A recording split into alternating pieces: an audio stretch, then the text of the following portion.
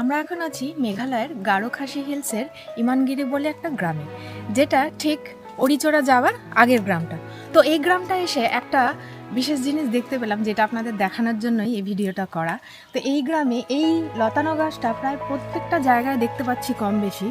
তো বলুন তো আপনারা, এটা অনেকটা দেখুন পান পাতার মতো দেখতে, কিন্তু পান গাছ নয়, এটা একটা বিশেষ ধরনের মশলার গাছ, যেটা আমার আপনার সবার রান্নাঘরে আমরা দেখতে পাই। সেটা হচ্ছে গোলমরিচ, যেটাকে আমরা ব্ল্যাক পেপার বলি।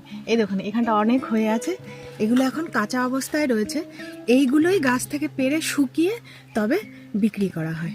এই যে এই একটা আপনাদের একটু ছিঁড়ে দেখাই, এই দেখুন এটাই হচ্ছে গিয়ে সেই গোলমরিচ বা ব্ল্যাক পেপার যাকে বলে। এই গ্রামে প্রচুর প্রচুর দেখলাম এই গাছ। তো চারিদিকেই এই গাছ ছড়িয়ে রয়েছে। তো আমাদের কৌতূহল হলো বেশ কী গাছ, তখন জানতে পারলাম এটা ব্ল্যাক পেপার গাছ। একটা আমি একটুখানি ফাটিয়ে দেখি। সেই ব্ল্যাক পেপারের সেই ঘ্রাণ অসাধারণ। দেখুন আজকে এই মশলার গাছটা নিজেদের চোখে চাক্ষুষ করলাম। এখানে প্রচুর জায়গায় ছড়িয়ে ছিটিয়ে রয়েছে, এমনকি বনের মধ্যেও দেখলাম এই গাছ আপনা থেকেই প্রচুর হয়ে আছে এই জায়গায়।